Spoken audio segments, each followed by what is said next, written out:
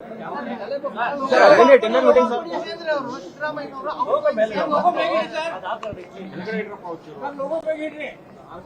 Going ಅಂದ್ರೆ ಬೆಳಗಾವಿಯಿಂದ ಬೆಂಗಳೂರಿಗೆ ಹೋಗ್ತಾರ, ಅದಕ್ಕೆ ಔಟ್ ಗೋಯಿಂಗ್ ಅಂತ ಹೇಳ್ಬೋದು. ಯಾಕಂದ್ರೆ ನಾಳೆಗೆ ಶಿಫ್ಟ್ ಆಗ್ತಾರಲ್ಲ ಔಟ್ ಗೋಯಿಂಗ್, ಇಲ್ಲಿಂದ ಅಲ್ಲಿ ಅಂತ ಹೇಳಿರ್ಬೋದು, ಹಂಗೆ ಹೇಳಿರ್ಬೋದು. ಅದೇ ಕರೆಕ್ಟ್ ಹೇಳಿದ್ರೆ ನಾಳೆ ಹೋಗ್ತಾರೆ ಬೆಳಗಾವಿನಿಂದ ಬೆಂಗಳೂರಿಗೆ ಔಟ್ ಗೋಯಿಂಗ್ ಅಂತ, ಇಲ್ಲಿಂದ ಸಿಎಂ ಶಿಫ್ಟ್ ಆಗಿ ಅಲ್ಲಿ ಹೋಗ್ತಾರೆ ಅಷ್ಟೇ.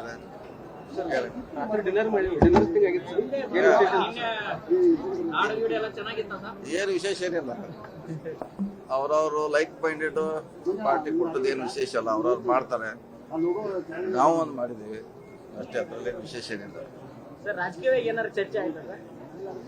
ರಾಜಕೀಯ ಜಾಸ್ತಿ ನಿನ್ನೆ ಚರ್ಚೆ ಆಗಿಲ್ಲ.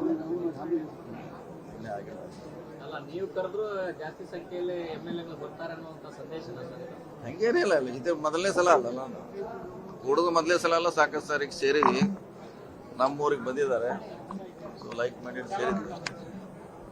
ಗೃಹಲಕ್ಷ್ಮಿ ವಿಚಾರವಾಗಿ ವಿರೋಧ ಪಕ್ಷ ಸಾಕಷ್ಟು ಮಾಡ್ತಾ ಇದೆ. ಸರ್ಕಾರದಲ್ಲಿ ಯಾವುದು ಕೂಡ ಎಲ್ಲ ವಿಳಂಬ ಆಗುತ್ತ, ಎಲ್ಲ ಇಲಾಖೆಯಲ್ಲಿ ಪೇಮೆಂಟ್ 1 ವರ್ಷ 2 ವರ್ಷ ವಿಳಂಬ ಆಗಿದ್ದಿದೆ. ಅದು ಬಹುಶಃ 4 ತಿಂಗಳು 5 ತಿಂಗಳು ಡಿಲೇ ಆಗಿದೆ. ಕೊಡ್ತೀವಿ ಅಂತ ಹೇಳಿದಾರೆ, ಕೊಡ್ತಾರೆ. ಈಗ ಅಲ್ಲಿ 24 ತಿಂಗಳೇನು ಕೊಟ್ಟಿದ್ದೀವಿ. ಹೆಬ್ಬಾಳ್ಕರ್ ಅವರು ಹೇಳ್ತಾ ಇರೋದು ಹಣಕಾಸು ಇಲಾಖೆಯಿಂದಾನೇ ಬಿಡುಗಡೆ ಆಗಿರ್ಲಿಲ್ಲ, ಸೊ ಆ ಹಣ ದುರ್ಬಳಕೆ ಏನು ಆಗಿಲ್ಲ. ದುರ್ಬಳಕೆ ಆಗುವಂತ ಪ್ರಶ್ನೆ ಇಲ್ಲ, ಯಾಕಂದ್ರೆ ನೇರವಾಗಿ ಅವ್ರ ಖಾತೆಗೆ ಹೋಗೋದ್ರಿಂದ ದುರ್ಬಳಕೆ ಅನ್ನೋ ಪ್ರಶ್ನೆ ಇಲ್ಲ.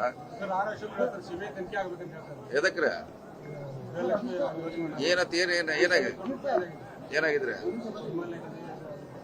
ನೇರವಾಗಿ ಅವ್ರ ಖಾತೆಗೆ ಹೋಗೋದ್ರಿಂದ ಇದರಲ್ಲಿ ಅವ್ಯವಹಾರ ಪ್ರಶ್ನೆ ಬರೋದಿಲ್ಲ. ಸದನಕ್ಕೆ ಒಬ್ಬ ಸಚಿವರಾಗಿ ಸುಳ್ಳು ಮಾಹಿತಿ ಕೊಟ್ಟಿರೋ ಸರಿಯಲ್ಲ ಅಂತ ವಿಜೇಂದ್ರ ಅವರ ಸುಳ್ಳೇನು ಮಾಹಿತಿ ಕೊಟ್ಟಿಲ್ಲ. ಅವರು ಕೊಟ್ಟಿರಬಹುದು ಈ ತರ ಹೆಚ್ಚಂತ, ಅವ್ರು ಹೇಳಿದ ತಿಂಗಳ ಮ್ಯಾಚ್ ಆಗಿಲ್ಲ ಅಷ್ಟೇ. 24 ತಿಂಗಳು ಕೊಟ್ಟಿದ್ದೀವಿ ಅಷ್ಟೇ, ಕೊಡ್ತೀವಿ, ಮುಂದೆ ಕೂಡ ಕೊಡ್ತೀವಿ. ಹಣಕಾಸು ಇಲಾಖೆಗೆ ಫೈಲ್ ಹೋದ್ರೆ ಅದನ್ನು ಫಾಲೋ ಅಪ್ ಮಾಡಬೇಕು, ಅದನ್ನ ಫಾಲೋ ಅಪ್ ಮಾಡುವಂತ ಕೆಲಸದಲ್ಲಿ ಹೆಬ್ಬಾಳ್ಕರ್ ಅವರು ವಿಫಲ ಆದ್ರೆ ಹಾಗೇನಿಲ್ಲ. ಅವ್ರ ದುಡ್ಡು ಯಾವಾಗ ರೆಡಿ ಆಗಿ ಅವ್ರು ನಮ್ಗೆ ಕೊಟ್ಟೆ ಕೊಡ್ತಾರೆ, ನಾವ್ಯಾರು ಫಾಲೋ ಅಪ್ ಮಾಡೋದು ಅವಶ್ಯಕತೆ ಇಲ್ಲ. ದುಡ್ಡು ಬಂದಾಗ ಕೊಟ್ಟೆ ಕೊಡ್ತಾರೆ. ಓಕೆ.